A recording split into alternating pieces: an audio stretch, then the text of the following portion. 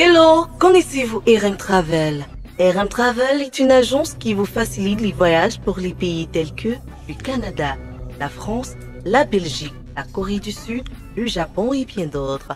Notamment à travers un accompagnement dans tous les processus d'obtention de visa, passeport et billets d'avion.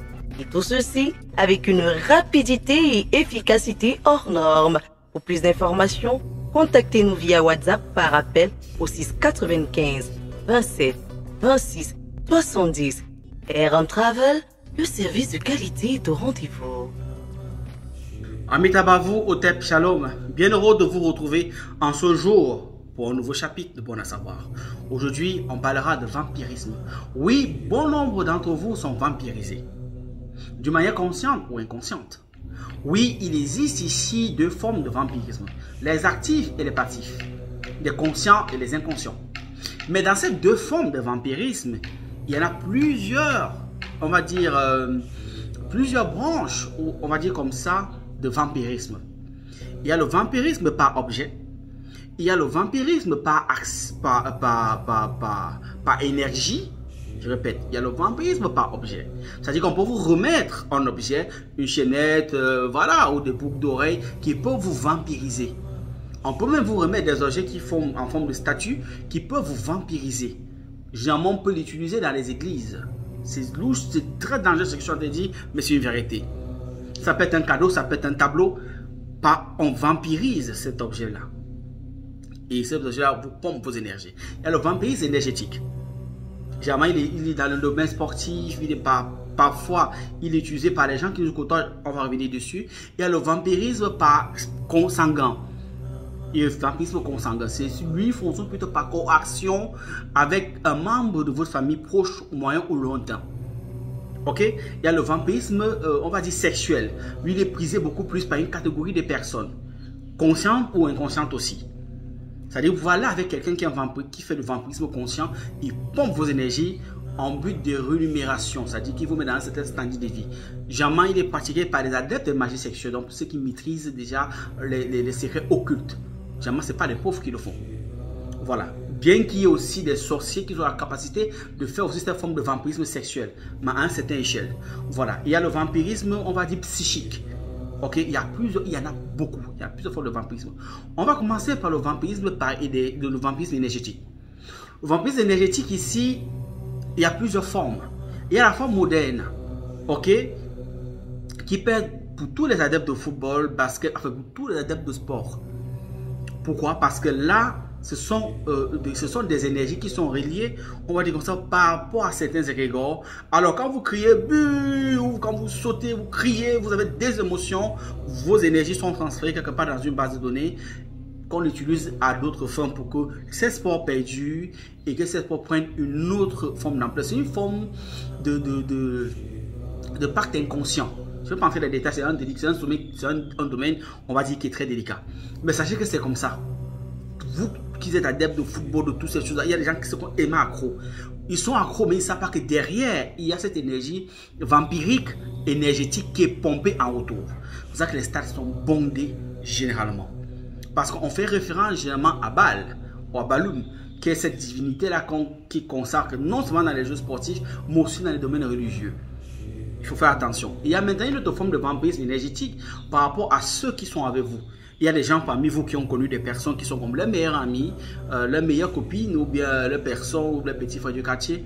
Ces personnes toujours qui sont proches de vous, mais qui vous font croire ou encore qui vous mettent dans une certaine position où ils ne dépendent que de vous.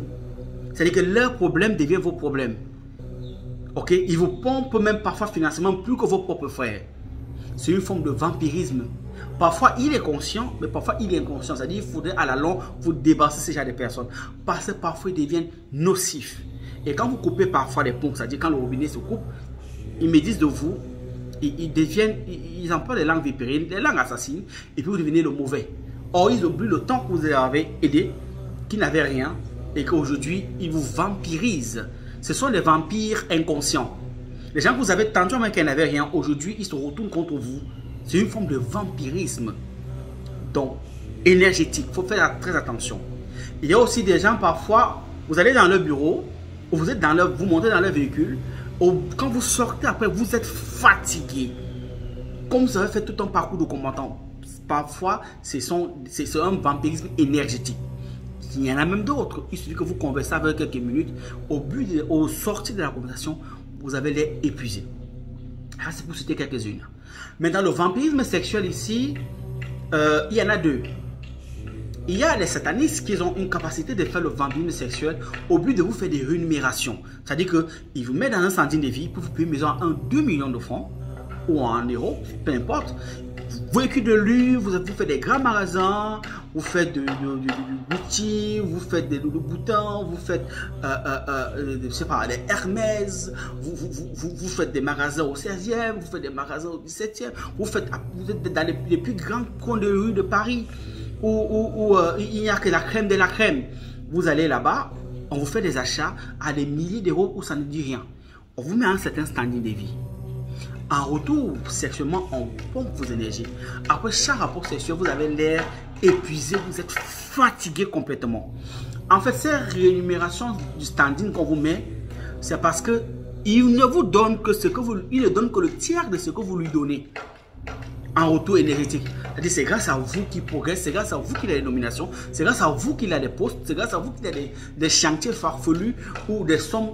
En entendant que les chiffres, c'est la magie. C'est une forme de vampirisme sexuel, mais vous ne pouvez pas connaître. Parce que ces gens sont discrets, sont posés, sont bien instruits, ils ont fait des grandes écoles. Alors vous ne pouvez pas vous en rendre compte. Il faudrait que vous sachiez. Mais c'est le jour où vous n'avez plus d'énergie, qu'on coupe le robinet, que vous vous rendez compte que vos mondes, que tout ce que vous avez acheté, et les sacs XL, et les sacs Gucci, et les sacs machin truc, et les, c'est pas trop vos marques, etc., vous vous rendez compte qu'il n'y en a plus rien. Et puis vous faites la maladie, puis vous mourrez. Ou parfois même tout ce que vous avez comme économie, quand vous investissez, il n'y a rien qui fonctionne, il n'y a rien qui marche. Vous ne valez plus rien. Et puis passe à autre chose. Il trouvera une fille plus jolie que vous, puis une bonne énergie que vous, et il fera autre chose. Beaucoup parmi vous ont été victimes de cela. Donc faites attention avec qui vous allez sur le plan sexuel. Le sexe est une des portes d'entrée, vous pouvez imaginer. Il y a maintenant une autre forme de vampire, mais ça c'est les sorciers. Souvent qui viennent, vous pouvez aller chez un tonton ou chez une tantine pendant les vacances. C'est arrivé à certains d'entre vous. Vous dormez là-bas. Quand vous arrivez dans la maison, prenez les choses comme une toile d'araignée qui vous prend au visage. Deuxième jour encore, comme si une toile d'araignée. Vous marchez en plein air, il n'y a aucune voiture, il n'y a rien qui est autour de vous. Vous sentez une toile d'araignée qui vous prend en plein cours. Vous êtes surpris. On a déjà pris d'abord votre visage, on a mis dans un secteur pour mieux vous étudier. Ensuite, on vient de couper la lumière. Ensuite, une fois que c'est fait, vous vous retrouvez dans un système où vous avez des couches de nuit qui viennent incessantes, mais après, rien. Vous êtes fatigué au plus dernier niveau. Tout ce que vous faites, rien ne fonctionne. Et puis, le matin, vous vous retrouvez mouillé et vous êtes vidé d'énergie. Ces types de sorciers, généralement, quand ils le font, physiquement, ils sont pauvres. Mais sur le plan astral, sur le monde astral, ils sont riches. Ils ont des ménagères, ils ont des ranges, ils ont des longes, ils ont des trucs. Vous pouvez imaginer. Oh, mais si, ils sont pauvres. Faites attention où vous envoyez vos enfants en congé, à qui vous confiez vos enfants. Le monde n'est pas ce que vous croyez. Le vampirisme existe bel et bien. Rien à voir ici avec une connotation hollywoodienne, avec une connotation bollywoodienne ou nollywoodienne. Non. Ou en mort, non. Je n'ai pas de vampirisme à l'état mystique pur. Il y a le vampirisme aussi, on va dire, par objet comme je citais tantôt. Ceci consiste à ce que vous donnez un objet, parfois, auquel il y a déjà des incantations qui sont faites au-dessus, au but de vous vampiriser, au but de boire votre sang. On connaît une histoire qui s'est passée sur Cameroun où un monsieur, où on accusait entre guillemets, monsieur mis entre guillemets bien évidemment, un monsieur qui était en cadre d'une structure ici, qui avait remis une chaînette à une jeune fille. Et puis cette jeune fille a commencé à avoir un gros serpent qui venait la pomper le sang quand elle portait ses chaînes. Alors, ayant commencé à faire la maladie, elle a crié à l'aide. À une époque, il y avait une émission, j'ai oublié le monsieur qui faisait l'émission. Ça a fait des tonnées. Et quand cette journaliste a interviewé la femme, il a insisté qu'elle dise le nom de la personne. Quand elle avait donné le nom de la personne, ce journaliste a été renvoyé. Cette jeune dame était décédée plus tard. Elle avait été vampirisée par cet objet-là. Beaucoup connaissent cette histoire. Ils ne donnent pas le nom. Parce qu'aujourd'hui, ce monsieur décédé, on donne pour le nom des gens qui ne peuvent pas se défendre. Voilà donc comment ça fonctionne. C'est une forme de vampirisme. Vous qui aimez bien les cadeaux, vous qui aimez bien qu'on vous fasse des choses. Moi, j'aime bien qu'on m'offre des cadeaux. Moi, j'aime bien. C'est bien. Mais sauf qu'on peut te vampiriser avec un objet et ta vie bascule de vie à trépas. Vous faites très attention à ce que vous faites. Il faut bien connaître ces personnes.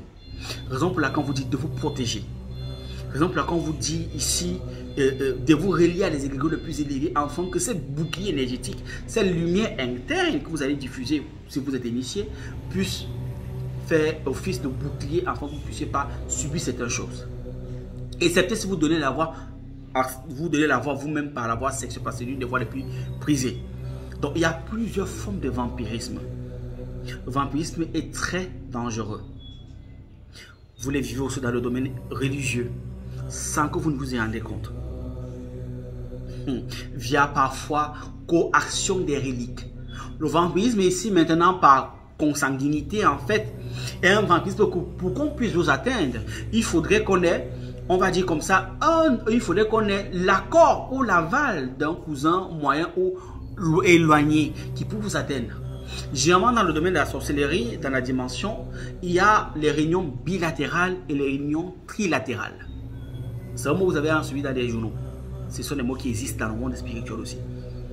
Et dans les réunions trilatérales, souvent c'est les réunions où les sorciers des 3 globes terrestres se rencontrent dans un désert là-bas à Canaries. C'est là-bas on siège, on développe les nouvelles techniques d'ensorcellement, les nouvelles techniques de vampirisme parce que le monde évolue. Eux aussi évolue. Comment contourner, comment se servir d'un sport, comment se servir des paris sportifs, comment se servir de comme ça pour avoir le trafic d'énergie. C'est comme ça. Et ce type de réunion, ce type de réunion souvent se combine avec une forme de cannibalisme parce qu'on ne saurait parler de vampirisme consanguin sans cannibalisme. Parce que pour qu'on parle de vampirisme consanguin, il faudrait qu'il y ait une once, on va dire comme ça, de cannibalisme. Voilà comment ça fonctionne. Donc faites attention souvent à vous. Le monde n'est pas ce que vous croyez. Prier c'est bien, mais elle ne suffit pas réellement. Il y a des codes que vous ne connaissez pas dans la vie qui existent pour que vous soyez réellement protégé comme il se doit. Donc, quand on doit vous prendre maintenant, dans les réunions trilatérales de maintenant, on siège, on fait un grand congrès, on dit peut-être, bon, il y a tel genre de personnes qu'on n'arrive pas à atteindre depuis un certain temps, comment on fait pour les atteindre? Alors, est-ce qu'on connaît tel? Une personne peut lever la main dans l'assemblée et dire j'ai envie d'atteindre tel depuis, je n'arrive pas à l'atteindre. Est-ce que quelqu'un le connaît? On dit oui, je suis le cousin de Is, comme ça, quoi. Puisque les sorciers se reconnaissent tous. Et les sorciers, c'est comme les douanes. Vous savez, quand vous voulez atteindre un sorcier, c'est comme quelqu'un qui veut vous vampiriser à distance, par exemple. Si quelqu'un veut vous vampiriser à distance, il va falloir qu'il paye les douanes. Ah, là, c'est revenu. Il va falloir qu'il paye les douanes. Ça veut dire qu'il va falloir qu'il paye les douaniers, qu'il paye les passeurs pour que son vampirisme puisse avoir le visa et qu'on puisse juste atteindre dans la ville, dans votre vie de résidence, ou dans votre vie d'adoption. Est-ce que vous comprenez ce que je suis en train de dire? C'est les choses que vous vivez. Quand parfois vous êtes hors du pays, vous qui êtes à la diaspora, qui allez regarder ces vidéos, quand on arrive à vous atteindre, c'est parce qu'en fait, on est passé soit via votre mère, votre soeur, ou un consanguin qui a donné le OK. Et ce OK-là maintenant, quand ce vampirisme veut maintenant traverser cette énergie-là, on paye la douane aux frontières. On paye les passeurs qui mettent le visa maintenant. On paye la douane qui met le visa maintenant. Il y a les passeurs, ça, pour ceux qui veulent contourner les lois, comme dans la réalité.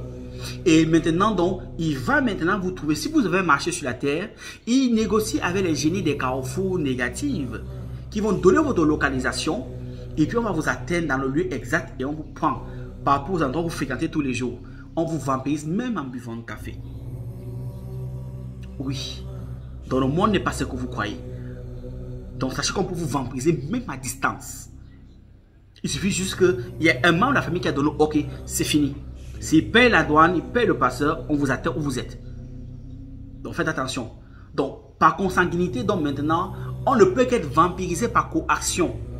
Et il y a même des techniques innovantes qui peuvent permettre maintenant de vampiriser. C'est-à-dire, s'il n'y a pas un cousin vivant, on peut exhumer le corps. On prend juste la relique d'un de vos parents proches. On interroge le gardien du cimetière qui va donner l'emplacement où on a enterré votre fils, votre mère. Ça, c'est souvent quand c'est la guerre entre les grandes personnalités. On exhume le corps. Donc maintenant, on donne la relique. C'est avec cette relique maintenant là qui peut maintenant vous atteindre. Comme pour dire que parfois le mort, quelqu'un mort est plus utile qu'il est mort qu'il est vivant. Avec une partie de ces reliques-là, de ces ossements-là, on peut maintenant vous vampiriser où que vous soyez. Même si vous êtes au Cameroun et que lui, il est à Guadalajara ou à Kuala Lumpur. Même s'il est à Mumbai. La vitesse n'a pas de... le temps, on va dire, l'espace, le temps n'a pas de pouvoir dans la magie. Bim, ça vous atteint. Oui, parce qu'il a la relique qui correspond à votre frère ou à votre mère ou à votre père direct à partir de là. Qui fait ce qu'il a fait avec certaines incarnations bien possibles, il vous vampirise à distance. Et aussi longtemps qu'il a ça, il vous vampirise. Il peut même vous cannibaliser. Dans l'un des vampirismes les plus dangereux, c'est le vampirisme sexuel, le vampirisme énergétique, le vampirisme par consanguinité. C'est le plus dangereux. Faites attention à vous. Le monde n'est pas ce que vous croyez. Donc, prenez soin de vous, c'est très important. Amita Bavo, c'est un plaisir de partager ici avec vous. C'est un hommage depuis le 237. C'est la fée qui gagne.